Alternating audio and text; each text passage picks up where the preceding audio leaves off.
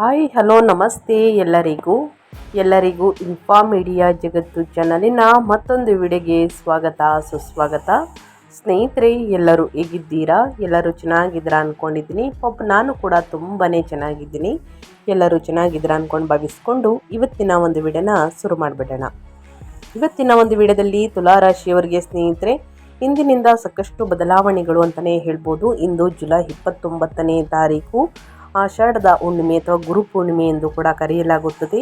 ಈ ಹುಣ್ಣಿಮೆಯ ದಿನದಿಂದ ಏನೆಲ್ಲ ಅದೃಷ್ಟದ ಫಲಗಳನ್ನು ತುಲಾರಾಶಿಯ ವ್ಯಕ್ತಿಗಳು ಗಳಿಸಲಿದ್ದೀರಿ, ಯಾವುದರ ಬಗ್ಗೆ ಎಚ್ಚರಿಕೆ ವಹಿಸಬೇಕು ಅನ್ನೋದನ್ನ ಕಂಪ್ಲೀಟ್ ಆಗಿ ಇದೇ ವಿಡಿಯೋದಲ್ಲಿ ತಿಳಿಸ್ಕೊಡ್ತಾ ಹೋಗ್ತೀನಿ. ಇದನ್ನೆಲ್ಲ ತಿಳ್ಕೋಬೇಕು, ಸಣ್ಣ ಪುಟ್ಟ ಪರಿಹಾರಗಳನ್ನೆಲ್ಲ ತುಲಾರಾಶಿಯವರು ಅನುಸರಿಸಬೇಕು ಅಂದರೆ ಎಲ್ಲೂ ಕೂಡ ವಿಡಿಯೋನ ಸ್ಕಿಪ್ ಮಾಡಬಾರ್ದು. ಅಂದರೆ ವಿಡಿಯೋನ ಕಟ್ ಮಾಡಿ ಓಡಿಸ್ಕೊಂಡೋಗಿ ನೋಡ್ತೀನಿ ಅಂದರೆ ಫುಲ್ ಇನ್ಫಾರ್ಮೇಷನ್ ಅರ್ಥ ಆಗಲ್ಲ. ಸೊ ಹಾಗಾಗಿ ಎಲ್ಲ ವಿಡಿಯೋದಲ್ಲೂ ತಿಳಿಸ್ತಾ ಇರ್ತೀನಿ. ಮೊದಲಿಂದ ಕೊನೆ ತನಕ ಸಂಪೂರ್ಣವಾಗಿ ವಿಡಿಯೋವನ್ನು ವಾಚ್ ಮಾಡಿ. ವಿಡಿಯೋದಲ್ಲಿ ಒಳ್ಳೆಯ ಮಾಹಿತಿ ಸಿಕ್ಕಿದ್ದಲ್ಲಿ, ಈ ವಿಡಿಯೋ ಯೂಸ್ಫುಲ್ ಅನಿಸಿದ್ದಲ್ಲಿ ವಿಡಿಯೋಗೆ ಲೈಕ್, ಕಮೆಂಟ್, ಶೇರ್ ಮಾಡಿ ನಿಮ್ಮ ಅಭಿಪ್ರಾಯವನ್ನು ಕಮೆಂಟ್ ಬಾಕ್ಸಲ್ಲಿ ತಿಳಿಸ್ಬೋದು. ಯಾರೆಲ್ಲ ಸಬ್ಸ್ಕ್ರೈಬ್ ಮಾಡಿಕೊಂಡು ಪ್ರತಿನಿತ್ಯ ವಿಡಿಯೋ ವಾಚ್ ಮಾಡ್ತಿದ್ದೀರಾ ಅಂಥವರಿಗೆ ಥ್ಯಾಂಕ್ ಯು ಸೋ ಮಚ್ ಅಂತ ಹೇಳ್ತಾ ವಿಡಿಯೋದ ಕಡೆ ಗಮನ ಕೊಟ್ಬಿಡೋಣ. ಹೌದು ಸ್ನೇಹಿತರೆ, 2026 ಜುಲೈ 29ನೇ ತಾರೀಕು ಗುರು ಸಂಚಾರ ಇದೆ. ಜೊತೆಗೆ ಗುರುವಿನಿಂದ ಸಕಲೈಶ್ವರ್ಯ ಪ್ರಾಪ್ತಿ, ಅದೃಷ್ಟದ ಬಾಗಿಲು ತೆರೆಯಲಿದೆ. ಯಾಕಂದರೆ ಈ ದಿನ ಗುರುಪೂರ್ಣಿಮೆ ಇದೆ ಸ್ನೇಹಿತರೆ. ಸೊ ಹಾಗಾಗಿ ಏನೆಲ್ಲ ಅದೃಷ್ಟದ ಫಲಗಳನ್ನು ಇಂದಿನಿಂದ ನೋಡಲಿದ್ದೀರಿ, ನಿಮ್ಮ ಔದ್ಯೋಗಿಕ ಕ್ಷೇತ್ರದಲ್ಲಿರುವವರ ಬೆಳವಣಿಗೆ ಹೇಗಿರಲಿದೆ, ವಿದ್ಯಾರ್ಥಿಗಳಿಗೆ ಈ ತಿಂಗಳಿಂದ ಶುಭದಾಯಕವೇ, ವ್ಯಾಪಾರಸ್ಥರಿಗೆ ಜ್ಯೋತಿಷ್ಯದ ದಿಕ್ಸೂಚಿ ಹೇಗಿದೆ, ಕೌಟುಂಬಿಕ ಜೀವನ ಹೇಗಿರಲಿದೆ, ನಿಮ್ಮ ಆರೋಗ್ಯ, ಆರ್ಥಿಕ ಸ್ಥಿತಿಯಲ್ಲಿ ಶುಭ ಫಲಗಳು ಇದೆಯಾ ಎನ್ನುವ ಬಗ್ಗೆ ಸ್ನೇಹಿತರೆ ತಿಳಿಸ್ಕೊಡ್ತಾ ಹೋಗ್ತೀನಿ ತುಲಾರಾಶಿಯವರಿಗೆ. ಮತ್ತು ಇದರ ಜೊತೆಗೆ ಈ ದಿನ ಏನೆಲ್ಲ ಪರಿಹಾರವನ್ನು ಮಾಡಿದರೆ ಸ್ನೇಹಿತರೆ ಸಮಸ್ಯೆಗಳು ಕ್ರಮೇಣವಾಗಿ ಕಡಿಮೆಯಾಗಿ ಉನ್ನತ ಆರೋಗ್ಯವನ್ನು ಪಡೆದುಕೊಳ್ಳಲಿದ್ದೀರಿ ಅನ್ನೋದನ್ನ ಕಂಪ್ಲೀಟಾಗಿ ಇದೇ ವಿಡಿಯೋದಲ್ಲಿ ತಿಳಿಸ್ಕೊಡ್ತಾ ಹೋಗ್ತೀನಿ. ಸೊ ಇಂಥವರು ತಿಳ್ಕೋಬೇಕು ಅನ್ನೋ ಇಂಟ್ರೆಸ್ಟ್ ಇರೋರು ಎಲ್ಲೂ ಕೂಡ ವಿಡಿಯೋನ ಸ್ಕಿಪ್ ಮಾಡ್ದಾನೆ ಈ ಅದೃಷ್ಟ ರಾಶಿ ನಿಮ್ಮ ಕುಟುಂಬದಲ್ಲಿ, ನಿಮ್ಮ ಸ್ನೇಹಿತರಲ್ಲಿ ಅಥವಾ ನಿಮ್ಮ ಹಿತೈಷಿಗಳು ಯಾರೇ ಆಗಿದ್ದರೂ ಕೂಡ ಅವ್ರಿಗೆ ವಿಡಿಯೋವನ್ನು ಶೇರ್ ಮಾಡಿ. ನಿಮ್ಮ ಕಡೆಯಿಂದ ಅದೃಷ್ಟದ ಭವಿಷ್ಯವನ್ನು ಅವರು ಕೂಡ ತಿಳ್ಕೊಂಡಂಗಾಗುತ್ತೆ.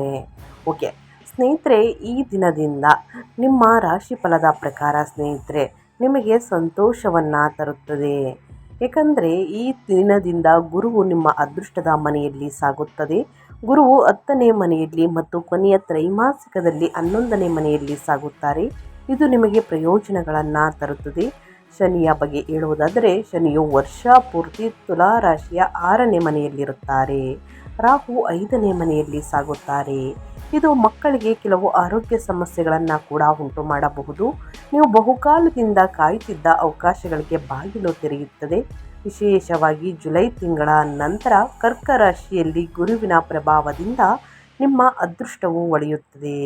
ನಿಮ್ಮ ಕೆಲಸ ಅಥವಾ ವ್ಯಾಪಾರ, ವ್ಯವಹಾರ, ಪ್ರೇಮ ಜೀವನ, ಆರೋಗ್ಯ ಅಥವಾ ಶಿಕ್ಷಣ ಯಾವುದೇ ಇರಲಿ, ಪ್ರತಿಯೊಂದು ಕ್ಷೇತ್ರದಲ್ಲೂ ಹೊಸ ಬದಲಾವಣೆಗಳು ಹೊರಹೊಮ್ಮುತ್ತವೆ. ಮೀನರಾಶಿಯಲ್ಲಿ ಶನಿಯ ಸ್ಥಾನವು ನಿರ್ಧಾರಗಳಲ್ಲಿ ಗಂಭೀರತೆ ಮತ್ತು ಜವಾಬ್ದಾರಿಯನ್ನು ಖಚಿತಪಡಿಸುತ್ತದೆ. ನಿಮ್ಮನ್ನು ನಿಮ್ಮ ನಿರ್ಧಾರಗಳಲ್ಲಿ ಹೆಚ್ಚು ಪ್ರಬುದ್ಧರನ್ನಾಗಿ ಮಾಡುತ್ತದೆ ಅಂತಲೇ ಹೇಳ್ಬೋದು.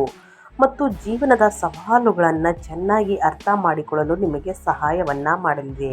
ಹಾಗಿದ್ದರೆ ಈ ದಿನ ಗುರುಪೂರ್ಣಿಮೆಯ ದಿನದಿಂದ ಸ್ನೇಹಿತರೆ ಏನೆಲ್ಲ ಅದೃಷ್ಟವನ್ನು ನಿಮ್ಮ ವೃತ್ತಿ ಜೀವನದಲ್ಲಿ ನೋಡಲಿದ್ದೀರಿ, ಯಾವುದರ ಬಗ್ಗೆ ಎಚ್ಚರಿಕೆ ವಹಿಸಬೇಕು ತುಲಾರಾಶಿಯ ವ್ಯಕ್ತಿಗಳು ಅಂದರೆ, ವೃತ್ತಿ ವ್ಯವಹಾರದಲ್ಲಿ ಸ್ಥಿರತೆ ಮತ್ತು ಬೆಳವಣಿಗೆಯನ್ನು ತರುತ್ತದೆ.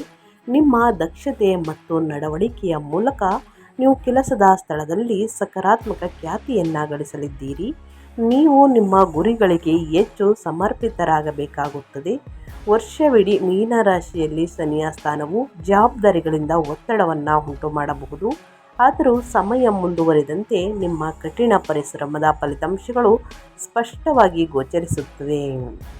ಜುಲೈ ತಿಂಗಳ ನಂತರ ಕಟಕ ರಾಶಿಗೆ ಗುರುವಿನ ಪ್ರವೇಶವು ವೃತ್ತಿ ಜೀವನದ ವಿಸ್ತರಣೆ ಮತ್ತು ಹೊಸ ಅವಕಾಶಗಳನ್ನು ಸೂಚಿಸುತ್ತದೆ. ಸ್ಥಾನ, ಜವಾಬ್ದಾರಿಗಳು ಮತ್ತು ಕೆಲಸದ ಶೈಲಿ ಕೂಡ ಎಲ್ಲವೂ ಸುಧಾರಣೆಗೆ ಅವಕಾಶಗಳನ್ನು ತೆರೆಯುತ್ತವೆ ಅಂತಲೇ ಹೇಳಬಹುದು. ನೀವು ಹೊಸ ಕೆಲಸ ಅಥವಾ ವ್ಯವಹಾರ ವಿಸ್ತರಣೆಯನ್ನು ಪರಿಗಣಿಸುತ್ತಿದ್ದರೆ ಈ ದಿನದಿಂದ ಅನುಕೂಲಕರವಾಗಿರುತ್ತದೆ. ಹಿಂದೆ ಬಾಕಿ ಇರುವಂತಹ ಯೋಜನೆಗಳಲ್ಲಿ ಪ್ರಗತಿಯು ನಿಮ್ಮ ಆತ್ಮವಿಶ್ವಾಸವನ್ನು ಹೆಚ್ಚಿಸುತ್ತದೆ. ನಿಮ್ಮ ನಾಯಕತ್ವದ ಕೌಶಲ್ಯಗಳು ಹೊರಹೊಮ್ಮುತ್ತವೆ. ಈ ತಿಂಗಳ ನಂತರ ಗುರುವಿನ ಸಿಂಹರಾಶಿಯ ಪ್ರವೇಶವು ಕೆಲಸದ ಸ್ಥಳದಲ್ಲಿ ಹೆಚ್ಚಿದ ಮನ್ನಣೆ ಮತ್ತು ಪ್ರಭಾವಕ್ಕೆ ಅವಕಾಶಗಳನ್ನು ಸೃಷ್ಟಿಸುತ್ತದೆ. ಈ ವರ್ಷ ಹೇಳಬೇಕು ಅಂದರೆ ವೃತ್ತಿ ಬದಲಾವಣೆಯನ್ನು ಬಯಸುವವರಿಗೆ ಶುಭ ಫಲಿತಾಂಶಗಳನ್ನು ತರುತ್ತದೆ. ನೀವು ನಿಮ್ಮ ಪ್ರತಿಭೆಯನ್ನು ಹೊಸ ರೀತಿಯಲ್ಲಿ ಪ್ರದರ್ಶಿಸುತ್ತೀರಿ ಮತ್ತು ನಿಮ್ಮ ಮೇಲಧಿಕಾರಿಗಳ ವಿಶ್ವಾಸವನ್ನು ಗಳಿಸುವಲ್ಲಿ ಯಶಸ್ವಿಯಾಗುತ್ತೀರಿ. ನೀವು ವ್ಯವಹಾರದಲ್ಲಿದ್ದರೆ ಪಾಲುದಾರಿಕೆಗಳು ಲಾಭದಾಯಕದ ಅವಕಾಶಗಳನ್ನು ನೀಡಬಹುದು. ಸವಾಲುಗಳು ಎದುರಾಗುತ್ತವೆ, ಆದರೆ ನಿಮ್ಮ ತಿಳುವಳಿಕೆ ಮತ್ತು ತಾಳ್ಮೆ ಅವುಗಳನ್ನು ನಿಭಾಯಿಸಲು ನಿಮಗೆ ಸಹಾಯವನ್ನು ಮಾಡುತ್ತದೆ. ಒಟ್ಟಾರೆಯಾಗಿ ಈ ದಿನದಿಂದ ನಿಮ್ಮ ವೃತ್ತಿ ಜೀವನದಲ್ಲಿ ಹೊಸ ಎತ್ತರವನ್ನು ತಲುಪಲು ಅವಕಾಶಗಳು ನೀಡುತ್ತದೆ ಅಂತಲೇ ಹೇಳ್ಬೋದು, ಗ್ರಹಗಳ ಸಂಚಾರ ಮತ್ತು ಗ್ರಹಗಳ ಸ್ಥಾನ ಬದಲಾವಣೆಯಿಂದ. ಅದೇ ರೀತಿ ನಿಮ್ಮ ಹಣಕಾಸಿನ ಬಗ್ಗೆ ಹೇಳೋದಾದರೆ ಏನೆಲ್ಲ ಬದಲಾವಣೆಯನ್ನು ನೋಡಲಿದ್ದೀರಿ ಇಂದಿನಿಂದ ಅಂದರೆ, ತುಲಾ ರಾಶಿಯವರಿಗೆ ಇಂದಿನಿಂದ ಅಂದರೆ ಜುಲೈ 29ನೇ ತಾರೀಕು ಗುರುಪೂರ್ಣಿಮೆಯ ದಿನದಿಂದ ಹಣಕಾಸಿನ ವಿಚಾರಕ್ಕೆ ಬಂದರೆ ಸ್ನೇಹಿತರೆ, ಆರ್ಥಿಕ ವಿಷಯಗಳಲ್ಲಿ ಲಾಭಕಾರಿಯಾಗಲಿದೆ. ನೀವು ನಿಮ್ಮ ಹಣಕಾಸಿನ ಯೋಜನೆಗಳನ್ನು ಪರಿಣಾಮಕಾರಿಯಾಗಿ ಕಾರ್ಯಗತಗೊಳಿಸಲು ಸಾಧ್ಯವಾಗುತ್ತದೆ. ಜುಲೈ ತಿಂಗಳ ನಂತರ ಗುರುವಿನ ಪ್ರಭಾವವು ಆದಾಯ ಮತ್ತು ಐಷಾರಾಮಿಗಳ ಸಂಗಮವನ್ನು ಸೃಷ್ಟಿಸುತ್ತದೆ.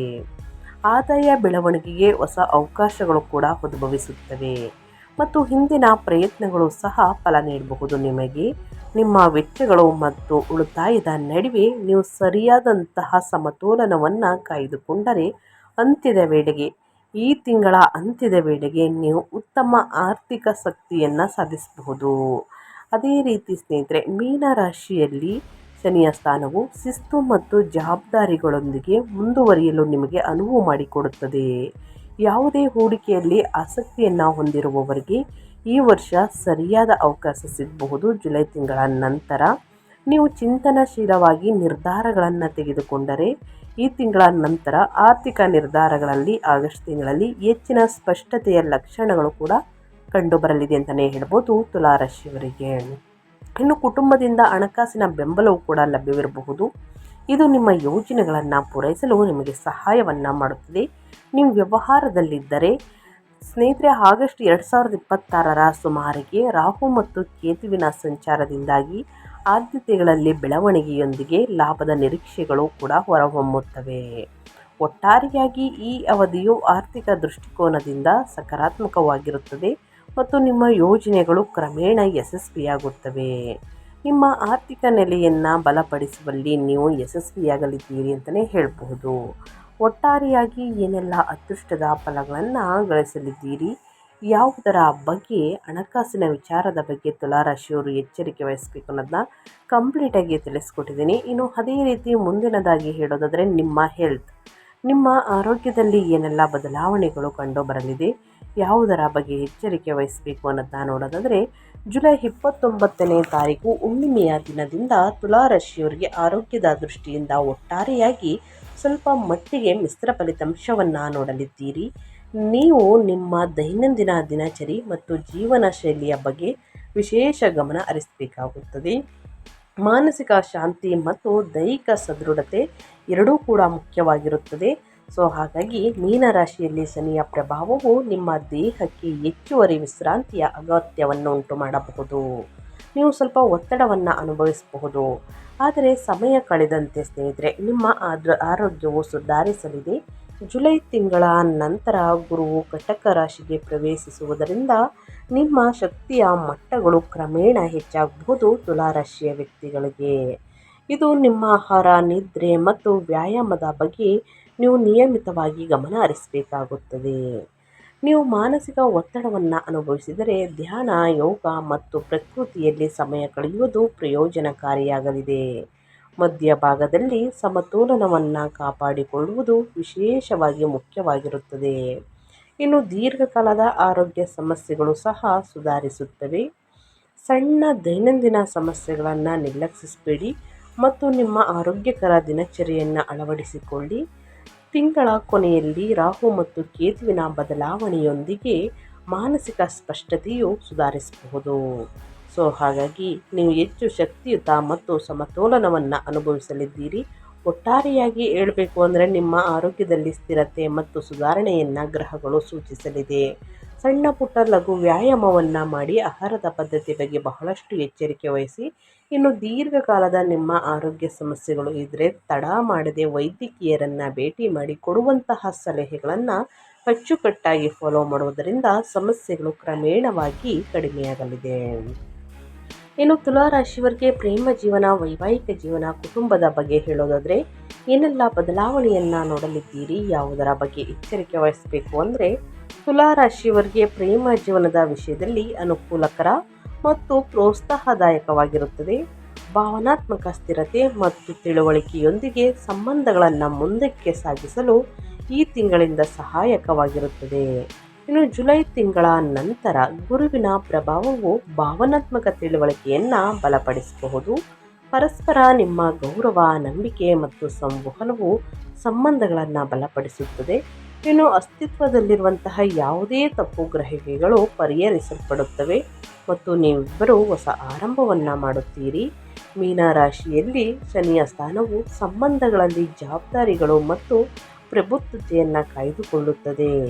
ಅವಿವಾಹಿತರಿಗೆ ಉತ್ತಮ ವರ್ಷವೆಂದು ಸಾಬೀತುಪಡಿಸಬಹುದು. ವಿವಾಹದ ಅವಕಾಶಗಳು ಕೂಡ ಇವೆ. ನಿಕಟ ಸಂಬಂಧಿಯೊಬ್ಬರು ಮದುವೆಯಾಗಬಹುದು ಅಥವಾ ನಿಮ್ಮ ಕುಟುಂಬದಲ್ಲಿ ಕೆಲವು ಶುಭ ಘಟನೆಗಳು ನಡೆಯಬಹುದು. ಕುಟುಂಬದ ಕಾರ್ಯಗಳು ಮಧ್ಯದಲ್ಲಿ ಪ್ರಯಾಣದ ಅವಕಾಶಗಳನ್ನು ಸೃಷ್ಟಿಸುತ್ತದೆ.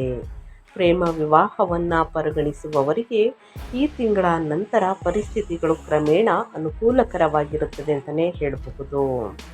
ಆತ್ಮವಿಶ್ವಾಸ ಮತ್ತು ಸ್ಪಷ್ಟತೆ ಹೆಚ್ಚಾಗಲಿದೆ. ಹಿಂದೆ ಕೆಲವು ಭಾವನಾತ್ಮಕ ಏರಿಳಿತಗಳಿದ್ದರೆ ಅವು ಈಗ ಸುಧಾರಿಸುತ್ತವೆ ಅಂತಲೇ ಹೇಳ್ಬೋದು ಸ್ನೇಹಿತರೆ. ಗುರುಪೂರ್ಣಿಮೆಯ ದಿನದಿಂದ ವಿದ್ಯಾರ್ಥಿಗಳ ವಿದ್ಯಾಭ್ಯಾಸದಲ್ಲಿ ಏನೆಲ್ಲ ಬದಲಾವಣೆಗಳು ಕಂಡುಬರಲಿದೆ, ಯಾವುದರ ಬಗ್ಗೆ ಎಚ್ಚರಿಕೆ ವಹಿಸಬೇಕು ಅಂದರೆ ವಿದ್ಯಾರ್ಥಿಗಳಿಗೆ ಶೈಕ್ಷಣಿಕ ಕ್ಷೇತ್ರದಲ್ಲಿ ಪ್ರಗತಿ ಮತ್ತು ಸ್ಫೂರ್ತಿಯ ತಿಂಗಳು ಸೂಚಿಸುತ್ತದೆ. ಅದೇ ರೀತಿ ಸ್ನೇಹಿತರೆ, ವಿದ್ಯಾರ್ಥಿಗಳು ತಮ್ಮ ಗುರಿಗಳನ್ನು ಸಮರ್ಪಣಾ ಭಾವದಿಂದ ಅನುಸರಿಸುತ್ತಾರೆ ಮತ್ತು ತಮ್ಮ ಅಧ್ಯಯನದಲ್ಲಿ ಯಶಸ್ಸನ್ನು ಸಾಧಿಸುತ್ತಾರೆ. ಜುಲೈ ತಿಂಗಳ ನಂತರ ಅಂದರೆ 29ನೇ ತಾರೀಕಿನ ನಂತರ ಕಟಕ ರಾಶಿಯಲ್ಲಿ ಗುರುವಿನ ಪ್ರಭಾವವು ನಿಮ್ಮ ಕಲಿಕೆ ಮತ್ತು ಅವಕಾಶಗಳನ್ನು ಹೆಚ್ಚಿಸಲಿದೆ. ನೀವು ಸ್ಪರ್ಧಾತ್ಮಕ ಪರೀಕ್ಷೆಗೆ ತಯಾರಿಯನ್ನು ನಡೆಸುತ್ತಿದ್ದರೆ ಈ ತಿಂಗಳು ನಿಮಗೆ ನಿರ್ಣಾಯಕವೆಂದು ಸಾಬೀತುಪಡಿಸಬಹುದು. ಕಠಿಣ ಪರಿಶ್ರಮವು ಫಲ ನೀಡುವಂತಹ ಸಾಧ್ಯತೆ ಇದೆ ಮತ್ತು ವರ್ಷವಿಡೀ ಮೀನರಾಶಿಯಲ್ಲಿ ಶನಿಯ ಸ್ಥಾನವು ನಿಯಮಿತ ಅಭ್ಯಾಸ ಮತ್ತು ಶಿಸ್ತಿನ ಅಗತ್ಯವಿರುತ್ತದೆ. ಉನ್ನತ ಶಿಕ್ಷಣವನ್ನು ಅನುಸರಿಸುವಂತಹ ವಿದ್ಯಾರ್ಥಿಗಳು ಈ ತಿಂಗಳು ಉತ್ತಮ ಅವಕಾಶಗಳನ್ನು ಅನುಭವಿಸುತ್ತಾರೆ. ಅಧ್ಯಯನದಲ್ಲಿ ಏಕಾಗ್ರತೆ ಹೆಚ್ಚಾಗಬಹುದು. ಕಷ್ಟಕರವಾದ ವಿಷಯಗಳನ್ನು ಅರ್ಥ ಮಾಡಿಕೊಳ್ಳುವಂತಹ ಸಾಮರ್ಥ್ಯ ಬೆಳೆಯುತ್ತದೆ. ಗುರುವಿನ ಪ್ರವೇಶವು ಆತ್ಮವಿಶ್ವಾಸದಲ್ಲಿ ಸ್ಪಷ್ಟ ಉತ್ತೇಜನವನ್ನು ತರುತ್ತದೆ. ವೃತ್ತಿ ಆಧಾರಿತ ಶಿಕ್ಷಣವನ್ನು ಮುಂದುವರಿಯಲು ಬಯಸುವಂತಹ ವಿದ್ಯಾರ್ಥಿಗಳಿಗೆ ಹೊಸ ಆಯ್ಕೆಗಳು ಕೂಡ ತೆರೆದುಕೊಳ್ಳುತ್ತವೆ ಸ್ನೇಹಿತರೆ. ಒಟ್ಟಾರೆಯಾಗಿ ಏನೆಲ್ಲ ಅದೃಷ್ಟದ ಫಲಗಳನ್ನು ಗಳಿಸಲಿದ್ದೀರಿ ಅಂದರೆ ನಿಮ್ಮ ಆತ್ಮವಿಶ್ವಾಸ ಬೆಳೆಯುತ್ತದೆ. ನೀವು ಸುಧಾರಿತ ಫಲಿತಾಂಶಗಳನ್ನು ನೋಡುತ್ತೀರಿ. ಕಲೆ ಮತ್ತು ಸಂಗೀತದಲ್ಲಿ ನಿಮ್ಮ ಆಸಕ್ತಿ ಹೆಚ್ಚಾಗಬಹುದು. ನಿಮ್ಮ ಫ್ಯಾಷನ್, ವಿನ್ಯಾಸ, ನಿರ್ವಹಣಾ ಕ್ಷೇತ್ರದಲ್ಲಿ ಉತ್ತಮವಾಗಿ ಕಾರ್ಯನಿರ್ವಹಿಸಲು ಸಾಧ್ಯವಾಗಲಿದೆ. ಒಟ್ಟಾರೆಯಾಗಿ ತುಲಾರಾಶಿಯವರು ಇಂದಿನಿಂದ ಏನೆಲ್ಲ ಅದೃಷ್ಟದ ಫಲಗಳನ್ನು ಗಳಿಸಲಿದ್ದೀರಿ, ಯಾವುದರ ಬಗ್ಗೆ ಎಚ್ಚರಿಕೆ ವಹಿಸಬೇಕು ಅನ್ನೋದನ್ನ ಕಂಪ್ಲೀಟಾಗಿ ತಿಳಿಸ್ಕೊಟ್ಟಿದ್ದೀನಿ. ಸ್ವಲ್ಪ ಹಣಕಾಸಿನ ವಿಚಾರದಲ್ಲಿ ಸ್ನೇಹಿತರೆ ಬಹಳಷ್ಟು ಎಚ್ಚರಿಕೆ ವಹಿಸಿ, ಜೊತೆಗೆ ನಿಮ್ಮ ಹೆಲ್ತ್ ಬಗ್ಗೆ ಕಾಳಜಿ ವಹಿಸಿ. ಹುಣ್ಣಿಮೆ ಅಮಾವಾಸ್ಯೆ ಬಂದರೆ ಸ್ವಲ್ಪ ಹೆಲ್ತ್ ಹಾಳಾಗುವಂತಹ ಸೂಚನೆ ಗ್ರಹಗಳು ಸೂಚಿಸುತ್ತಿದೆ. ಸೊ ಹಾಗಾಗಿ ನಿಮ್ಮ ಹೆಲ್ತ್ ಕಡೆ ಗಮನ ಕೊಡಿ ಅಂತ ಹೇಳ್ತಾ, ಇಂದು ಗುರುಪೂರ್ಣಿಮೆ ಆಗಿರುವ ಕಾರಣ ಆದಷ್ಟು ಬಡ ಮಕ್ಕಳಿಗೆ, ಬಡವರಿಗೆ, ನಿರ್ಗತಿಕರಿಗೆ ಬೇಕಾಗಿರುವಂಥ ಶೈಕ್ಷಣಿಕ ವಸ್ತುಗಳನ್ನು, ಬ್ಯಾಗು, ಬುಕ್ಕು, ಪೆನ್ನು ಈ ರೀತಿ ದಾನ ಧರ್ಮಗಳನ್ನು ಮಾಡಿ ಗುರುಗಳ ಆಶೀರ್ವಾದವನ್ನು ತೆಗೆದುಕೊಳ್ಳಿ ಸ್ನೇಹಿತರೆ.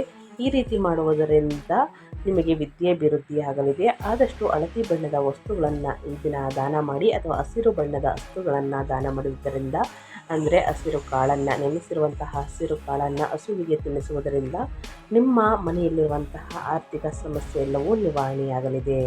ಸೊ ಹಾಗಾಗಿ ತಪ್ಪದೇ ಮಾಡಿ ಮತ್ತು ಗುರುರಾಯರನ್ನು ಪೂಜಿಸಿ, ಗುರುರಾಯರ ಮಂತ್ರವನ್ನು ಹೇಳಿ ದಿನ ಸ್ನೇಹಿತರೆ ಗುರುರಾಯರ ಆಶೀರ್ವಾದ ನಿಮ್ಮ ಮೇಲಿರಲಿ ಅಂತ ಹೇಳ್ತಾ ವಿಡಿಯೋವನ್ನು ಎಂಡ್ ಮಾಡಿ ಮತ್ತೊಂದು ವಿಡಿಯೋದಲ್ಲಿ ಸಿಗ್ತೀನಿ. ಇನ್ನೂ ಕೂಡ ವಿಡಿಯೋಗೆ ಲೈಕ್ ಕೊಟ್ಟಿಲ್ಲ ಅಂದರೆ ಲೈಕ್ ಕೊಡಿ, ಸಬ್ಸ್ಕ್ರೈಬ್ ಮಾಡ್ಕೊಂಡಿಲ್ಲ ಅಂದರೆ ಸಬ್ಸ್ಕ್ರೈಬ್ ಮಾಡ್ಕೊಳ್ಳಿ. ಇದೇ ರೀತಿ ನಿಮ್ಮ ರಾಶಿ ಭವಿಷ್ಯವನ್ನು ತಿಳಿಸ್ಕೊಡ್ತೀನಿ. ನಿಮಗೂ ಮತ್ತು ನಿಮ್ಮ ಕುಟುಂಬಕ್ಕೆ ತುಂಬಾ ಒಳ್ಳೆಯದಾಗಲಿ. ಮತ್ತೊಂದು ವಿಡಿಯೋದಲ್ಲಿ ಸಿಗ್ತೀನಿ. Thank you for watching.